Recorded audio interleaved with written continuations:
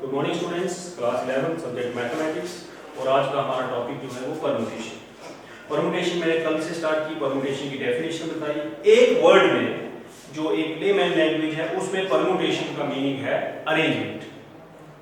Arrangement फिर मैंने एक example the, A B C तीन ऑब्जेक्ट लिए, उसमें से दो दो ऑब्जेक्ट की परम्यूटेशन अगर एट अ टाइम बनानी हो तो ए बी और बी ए, बी सी और सी बी, ए सी और सी ए, 6 परम्यूटेशंस बनी। और ए बी और बी है उसमें अलग अलग परम्यूटेशन, क्योंकि अरेंजमेंट दोनों की अलग है, पहला कौन आता है बाद में कौन आता है, एक ऑर्डर उसमें मैटर करता है। फिर मैंने उसमें थ्योरम्स बताई, आपको नोटेशन बताई कि n ऑब्जेक्ट्स टोटल हैं, उसमें से अगर p r ऑब्जेक्ट्स की परम्यूटेशन ली जाए तो उसको ऐसे लिखा जाता है। और इसका फार्मूला थ्योरम्स ड्राइव करके मैंने दी कि इसके दो थ्योरम्स हमने लिखे। लेकिन ये है जब डिस्टिंक्ट ऑब्जेक्ट्स हो, n के n ऑब्जेक्ट्स जो हैं वो डिस्टिंक्ट हों, वो ऑब्जेक्ट में कोई भी ऑब्जेक्ट रिपीट होने वाला ना हो, उस केस में इसको हम NPR से डिनोट करते हैं और इसका फार्मूला इसके इक्वल है। कल लास्ट में आपको ये पढ़ा कर दिया था। एक छोटी सी थ्योरम और करते हैं कि what about if the objects are not distinct. So theorem 3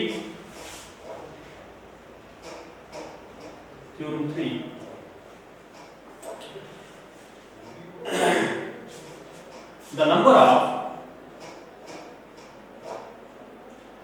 of permutations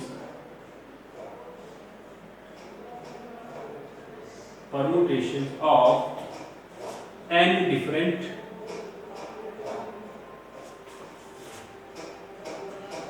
objects taken R at a time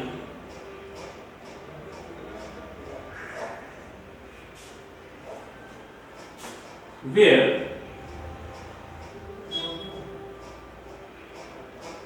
repetition is allowed।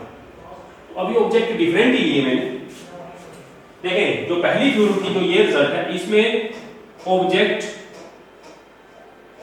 Distinct और रेपिटेशन नॉट अलाउड। अब दूसरा केस करा रहा हूं कि ऑब्जेक्ट तो डिस्टिंक्ट ही होंगे लेकिन रेपिटेशन अलाउड होगी। फिर तीसरा केस कराऊंगा कि ऑब्जेक्ट नॉट ऑल डिस्टिंक्ट, सारे डिफरेंट नहीं हो, कुछ सेम भी हो सकते। 3 केसेस बनेंगे। ये वाला कल मैंने करा दिया, सर ये रिजल्ट है। अब ये यहां बोल रहा है ऑब्जेक्ट तो डिस्टिंक्ट है लेकिन रेपिटेशन अलाउड है। इसका प्रूफ बिल्कुल सिंपल है। कल जो इस थ्योरम का प्रूफ किया था सेम वैसे ही मैं कहूंगा कि यहां मुझे r प्लेसेस फिल करने हैं, 1 2 3 so on, r places fill करने हैं। तो कल पहले को फिल करने का n वेज थे, दूसरे में क्योंकि रेपिटेशन अलाउड नहीं n-1 हो गया था, तो यहां पर क्या होगा, दूसरे को फिल करने के लिए n वेज, तीसरे को फिल करने के लिए n वेज, सो ऑन, इसको फिल करने के लिए n वेज। सो टोटल कितने हो गए, n ways to power, sorry yes, r times, so n raised to power r. So theorem है that number of permutation of n different objects taken r at a time where repetition is allowed is n raised to power r. जबकि repetition allowed नहीं हो तो n factorial upon n minus r factorial, लेकिन जब repetition allowed हो उस case में total permutations या total arrangements n की पावर r होगी। इस केस में ये और इस केस में हो गए n raised to power। तो प्रूफ आप लिख लोगे, लैंग्वेज से वही सेम है। आप लिखेंगे it is same as filling of R vacant places, जैसे कल की थ्योरम में लिखाया गया, filling up of R vacant places out of n objects. Since repetition is allowed, therefore number of ways of filling first place n, number of ways of filling second place n, number of ways of filling third place n, so on, number of ways of filling in rth place, that is also 10। So by fundamental principle of counting, total number of ways n so on, and how many times, r times, so it becomes n raised to power। कैसे आया n की power r, ये इसका r times है। तो fundamental theorem कहती है कि जितने वेज हों one after the other in succession, तो आप क्या करते हो, उनको मल्टीप्लाई करते हो। मल्टीप्लाई किया, ये मेन फार्मूला हमें यही यूज होता है, लेकिन ध्यान रखें ये फार्मूला कब के लिए, जब ऑब्जेक्ट डिस्टिंक्ट हो और रेपिटेशन अलाउड नहीं हो। इनकेस रेपिटेशन अलाउड हो, ऑब्जेक्ट डिस्टिंक्ट है लेकिन रेपिटेशन अलाउड हो, तो फिर फार्मूला n की पावर। और फार्मूला याद नहीं भी करें थ्योरम 3 का तो फंडामेंटल प्रिंसिपल ऑफ काउंटिंग आपको आता है, उससे भी हो जाता है। Now last result without proof,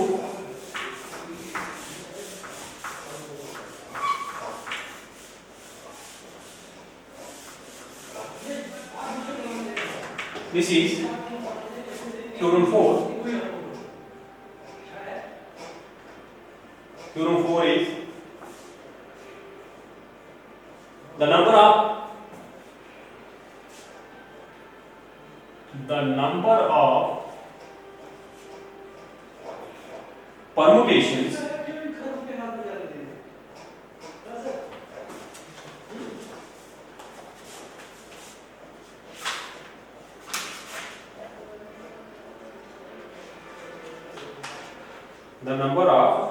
permutations of n objects, लेकिन डिस्टिंक्ट नहीं लिखा मैंने, where p1 objects are of first kind,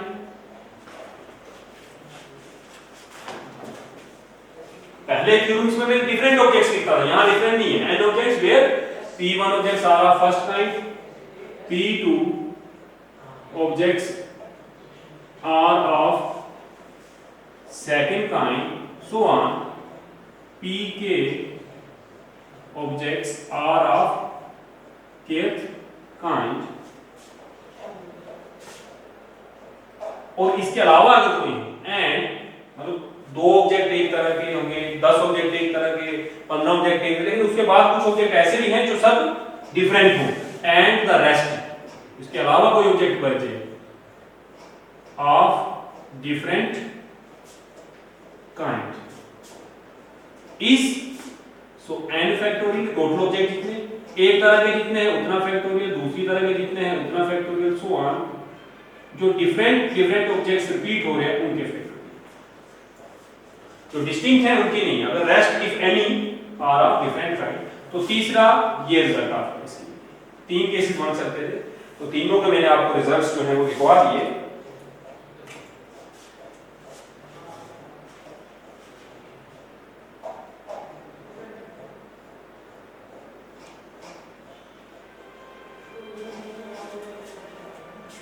तो ये विदाउट प्रूफ आपने रिजल्ट याद रखना है।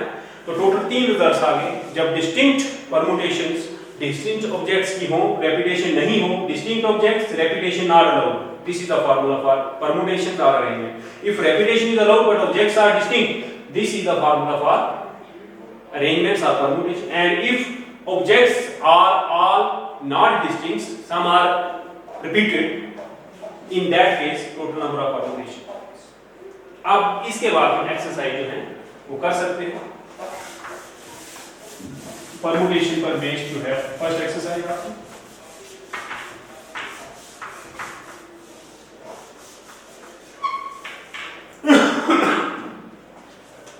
so this is exercise 7.3, exercise 7.3, यही 3 जो थ्योरम्स मैंने कराई ये आपको यूज हो सकती है, बाकी फंडामेंटल प्रिंसिपल ऑफ काउंटिंग आपने पढ़ा वो यूज हो सकता है। So question number 1 is how many 3 digit numbers can be found using the digits 1 to 9 if no digit is repeated. देखें आपको 3 डिजिट नंबर बनाने, फंडामेंटल प्रिंसिपल ऑफ काउंटिंग से भी क्वेश्चन होता था, किया भी हमने ये सेम क्वेश्चन हुआ। तो सबसे पहले question number 1, given digits are 1 to 9 which are 9 in number, ठीक है। therefore which are 9 in numbers and all are distinct, therefore number of 3 digit numbers possible, ठीक है। और कोई आपने रिपीट नहीं करना है, ये इसमें लिखा हुआ है, if no digit is repeated, so number of 3 digit numbers possible without repeating the digits is equal to, digits repeat नहीं करने, डिजिट्स मीन ऑब्जेक्ट रिपीट नहीं करने हैं और कितने लेने हैं, 3 डिजिट लेने हैं। टोटली कितने हैं, 9 है, equal to number of permutations of 9 objects taken 3 at a time. So repetition नहीं है, 9 में से 3 ऑब्जेक्ट्स लेने हैं, सो 9p3। मल्टीपल चॉइस वगैरह में आया तो इतनी थ्योरी नहीं लिखनी होती है, लेकिन आपको समझना चाहिए कि करना क्या है। नो, आपको 3 डिजिट वाले नंबर बनाए, 3 डिजिट्स, डिफरेंट डिजिट्स, रेपिटेशन नहीं है, डिस्टिंक्ट डिजिट विदाउट रेपिटेशन आपने अरेंज करने हैं। तो कितनी अरेंजमेंट्स होंगी, तो this is 9 factorial upon 9 minus 3, this is 9 8 7 6 factorial upon 6। Factorial में कल पढ़ाए थे, इनकी कैलकुलेशंस बताई थी आपको। So this is 504 ways. इतने तरीके के नंबर्स आपको मिल सकते। Question number 2, how many 4 digit number are there with no digit repeated. Digit repeat नहीं करना है, और इसमें हमें डिजिट्स दिए हुए थे 1 से लेकर 9 तक थे, लेकिन अब जो क्वेश्चन है उसने डिजिट्स मेंशन नहीं किए हैं, तो इट मींस सारे डिजिट्स यूज कर सकते हो। सारे डिजिट्स आप जानते हो, 0 से लेकर 9 तक 10 डिजिट्स होते हैं। सो क्वेश्चन नंबर 2 में है 4 digit numbers using digits 0 to 9। तो 0 से 9 तक 10 होते हैं, with no repetition,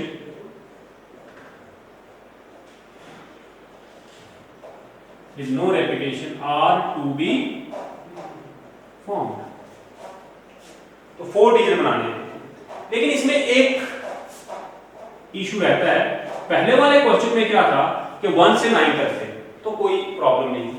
यहां पर क्या है आपको कि आपको 0 से अगर कोई 4 डिजिट नंबर स्टार्ट करते हो, सपोज ये, तो ये 4 डिजिट नहीं रहता है, ये 3 डिजिट बन जाता है। तो वंस, टेंस, हंड्रेड्स, थाउजेंड्स, तो थाउजेंड्स प्लेस पे 0 नहीं आ सकता है, since a 4 digit number cannot start with या begin with 0, therefore number of ways of filling thousands place is equal to 9। 0 use नहीं ना करना है, 10 डिजिट्स टोटल थे, तो रीजन है डिजिट्स एक्सेप्ट 0, तो नो ही है। अब since repetition is not allowed, therefore number of ways of arranging 9 digits in 3 remaining places is equal to 9c। This is 9 factorial upon 9 minus 3 factorial, just अभी question में हमने किया था 504।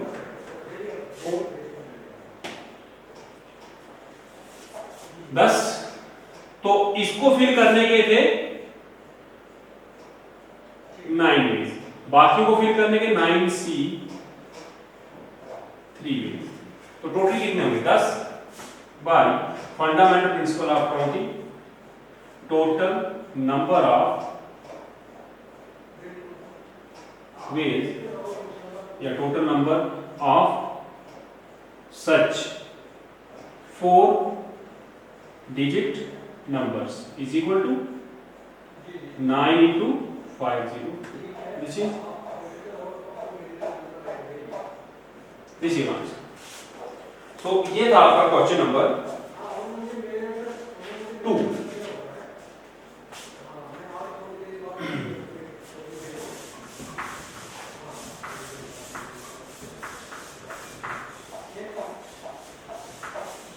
देखिए आप वही थ्योरम्स जो हमने पढ़ी है वो रिजल्ट यूज हो रहे हैं। Fundamental theorem of counting, fundamental principle of counting जो हमने पढ़ा वो यूज हो रहा है। Question number 3, how many 3 digit even numbers can be made using the digits. So given digits are digits are 1 2 3 4 6। तो आप देखें हमें जो नंबर बनाना है वो 3 डिजिट नंबर बनाना है, लेकिन कैसा? इवन 1 10। तो इवन में क्या होता है कि यहां पर सिर्फ इवन डिजिट ही आ सकता है, या जीरो या इवन, यहां जीरो है नहीं। सो इसलिए हम number of ways of filling ones place is equal to, तो वंस प्लेस में क्या आ सकता है? 2 4 और 6 आ सकता है, 3 2 4 और इसको फिल करने के सिर्फ 2 तरीके, बाकी तो रिमेनिंग है, रेपिटेशन है नहीं। So number of ways of filling remaining 2 places is equal to 1 2 3 4 5 6, 1 use किया, so 5p। So this is 5 factorial upon 5 minus 2 factorial. This is 5 into 4 into 3 into 2 or 3 factorial. 5 minus 3 factorial 3 3. This is 20. Thus, by fundamental principle of counting, total number of such 3-digit numbers is equal to 3 into 6। ठीक है, मैंने यहाँ थोड़ा short लिखा, लेकिन आपके notes में मैं अपलोड करूंगा, उसमें पूरी थ्योरी लिख के एक रीजन लिख के मैं आपको बता रहा हूँ। यहाँ रीजन मैं आपको और लिख रहा हूँ। देखें, हमें 3 डिजिट नंबर्स बनाने हैं।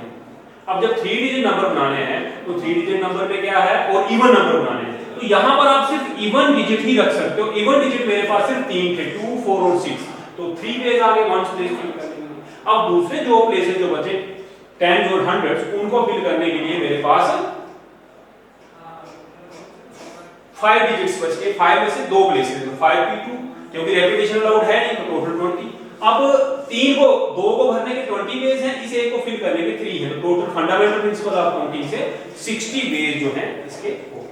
अब क्वेश्चन नंबर 4 भी सेम है, तो इसलिए ये आप खुद करेंगे exactly same question. Question number 5 और बिल्कुल इजी टॉपिक है।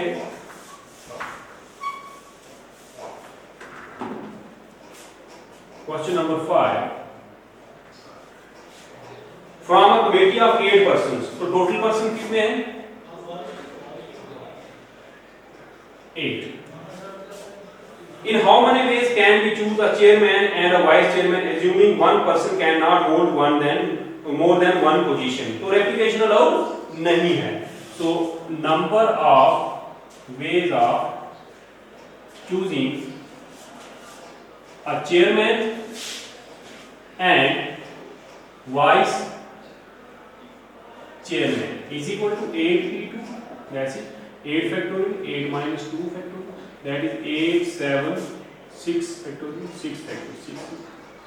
So this is your answer, 56. So